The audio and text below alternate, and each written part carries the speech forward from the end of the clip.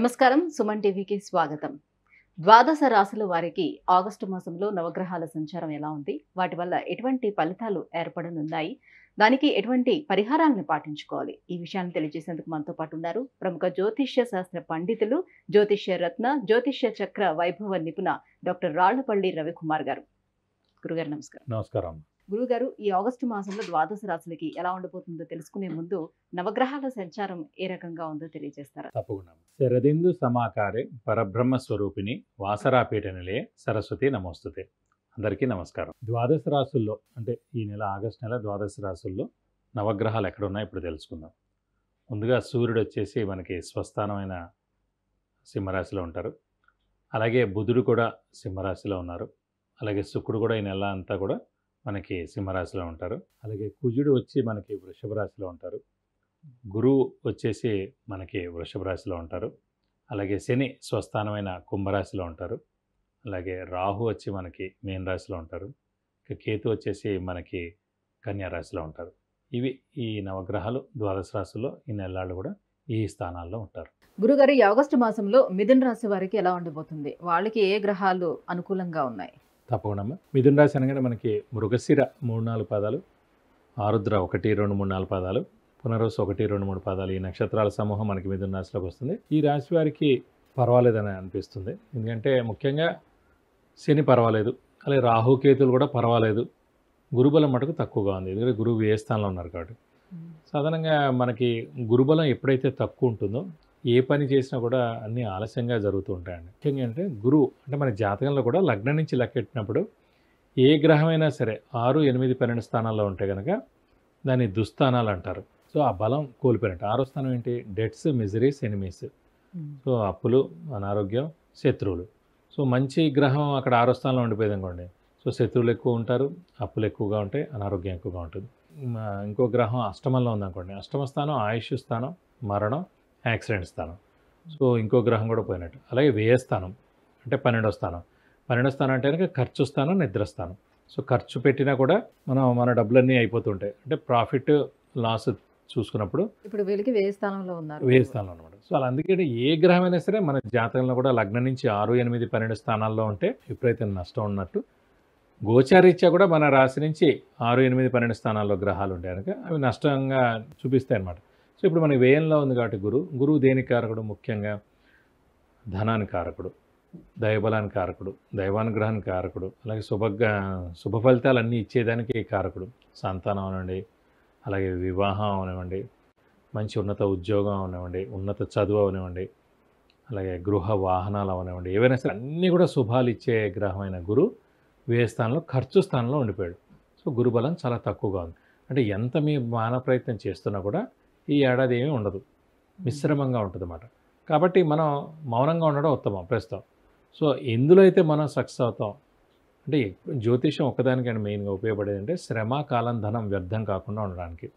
శ్రమ అంటే ఎంతో కష్టపడిన దానికి ఉపయోగం లేకపోతే వేస్ట్ ఎలాగో, అలాగే కాలం ఎంతో కష్టపడతాం, కాలం వేస్ట్ అయిపోతుంది. అలాగే ధనం ఎంతో మనం ఏదైతే సక్సెస్ కామో అందులో మీరు పెట్టుబడి పెట్టి అదంతా టైం వేస్ట్ అయిపోయింది అనుకోండి, కాలం కూడా పోయినట్టు. సో శ్రమ, కాలం, ధనం వ్యర్థం కాకుండా ఉండడానికి జ్యోతిష్యం సహకరిస్తుంది. ఏ వేలో వెళ్తే సక్సెస్ అవుతారు, ఏ వేలో వెళ్తే ఎంత టైంలో సక్సెస్ అవుతారు, అలా ఎందులో పెట్టుబడి పెడితే మీరు సక్సెస్ అవుతారు, ఇవన్నీ కూడా మనకి చూపిస్తున్నమాట. కాబట్టి వ్యయ స్థానంలో గురువు ఉన్నారు కాబట్టి ప్రస్తుతం మీరు బాగా సక్సెస్ అయ్యే వృత్తిలో కానీ ప్రవృత్తిలో కానీ అందులో మీరు కష్టపడండి. అంతేగాని అక్కర్లేని వాటిల్లో కష్టపడడం, స్పెక్యులేషన్స్ జోలికి వెళ్ళడం, మధ్యవర్తిత్వం వహించడం, అనుకోకుండా వ్యాపారంలో ఒకటేసారి పెట్టుబడి ఎక్కువగా పెట్టేయడం, ఎక్స్పాన్షన్కి వెళ్ళిపోవడం, ఇవన్నీ చేస్తానికి ఖచ్చితంగా నష్టం చేకూరేందుకు అవకాశాలు చాలా ఎక్కువగా ఉన్నాయన్నమాట. గురుబలం లేనప్పుడు ప్రశాంతంగా మౌనంగా ఉండడం, ఎవరి జోలికి వెళ్ళకపోవడం, మాట తక్కువగా మాట్లాడడం, అలా చేస్తే సరిపోద్ది. శని బలం బాగానే ఉంది, సో ఉద్యోగస్తులకు బాగానే ఉంటుంది, ఆరోగ్యం బాగానే ఉంటుంది. శని బాగానే ఉన్నాడు కాబట్టి ఆయుష్ బాగుంది, ఇంట్లో పెద్దవాళ్ళు చిన్నపిల్లలు బాగుంటుంది, ఆరోగ్యం. గృహిణులకి మానసిక ఒత్తిడి తగ్గుతుంది, గృహిణులకి చాలా బాగుంటుంది, చిన్నపిల్లలకు కూడా చాలా బాగుంటుందని చెప్పుకోవాలి. గురుబలం లేదు కాబట్టి వాళ్ళకి మరి ఆర్థికంగా నిలదొక్కునే అవకాశం లేదా ఇప్పుడు? అంటే ఉందండి, అలా ఏం లేదు. సో ఎక్కువగా ఆర్థికంగా మనం చెక్ చేసుకున్నప్పుడు ఏంటంటే ఉద్యోగస్తులకి ఏం పర్లేదు, ఎందుకంటే ఉద్యోగస్తులు ఫిక్స్డ్ ప్రతి నెల ఇంత శాలరీ వస్తుంది, దానిలో మనం జాగ్రత్త పెట్టుకుంటాం. వ్యాపారస్తులకి శని కూడా బాగుంది కాబట్టి ఉద్యోగస్తుల దాకా పర్వాలేదు, కానీ వ్యాపారస్తులు అలా కాదు. ఎందుకంటే సడన్గా క్రెడిట్ ఇవ్వాల్సి వస్తుంది, అప్పు తేవాల్సి వస్తుంది, అలాగే అనుకోకుండా ఎక్స్పాన్షన్కి వెళ్ళాల్సి వస్తుంది, కొంచెం పెట్టుబడి పెట్టాల్సి వస్తుంది, అలాగే కొంతమంది స్పెక్యులేషన్స్లో పెడుతూ ఉంటారు, షేర్స్లో మార్కెట్లో పెడుతూ ఉంటారు. కరెక్ట్గా మనం పెట్టంగానే బాగానే ఉంటుంది అది, ఇక మనం పెట్టిన తర్వాత నుంచి అది రేట్ రాదన్నమాట. సో అందుకే కొంచెం జాగ్రత్తగా ఉండాలి. ఈ ఏడాదంతా కూడా కొంచెం మనం ఇలాంటి విషయాల్లో జాగ్రత్తగా ఉంటే కనుక మంచిది. గురుగారు మరి వివాహ ప్రయత్నాలు చేసుకునే వాళ్ళకి ఎలా ఉంటుంది?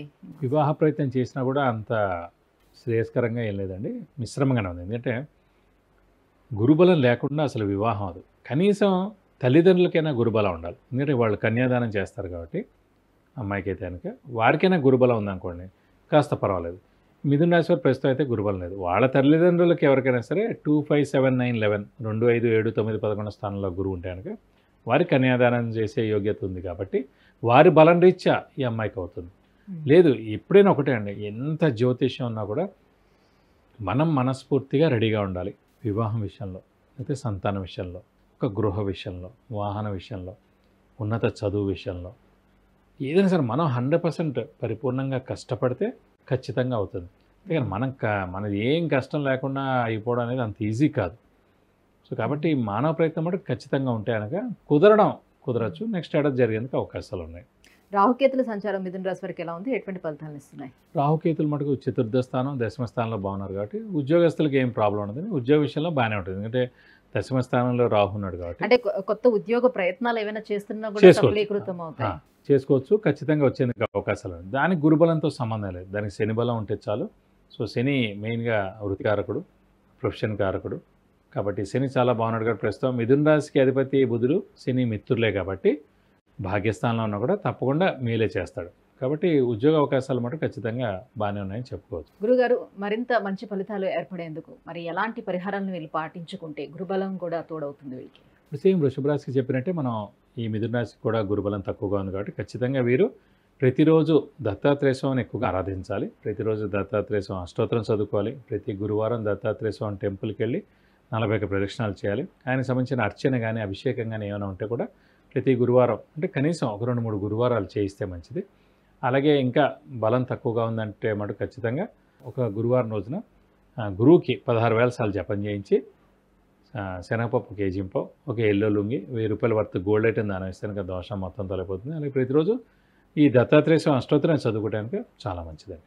విద్య, ఉద్యోగం, వ్యాపారం, వాహనం, వివాహం, సంతానం, ఆరోగ్యం, ఐశ్వర్యం వీటన్నిటికి సంబంధించి విషయాన్ని తెలుసుకోవాలనుకుంటే కింద స్క్రోల్ అవుతున్నటువంటి నెంబర్కి వాట్సాప్ చేసి గురువుగారి అపాయింట్మెంట్ను పొందవచ్చు. గురుగారు మిథున రాశి వారికి ఆగస్టు మాసంలో ఎలా ఉండబోతుంది అనే విషయాన్ని తెలియజేసినందుకు ధన్యవాదాలు. నమస్కారం.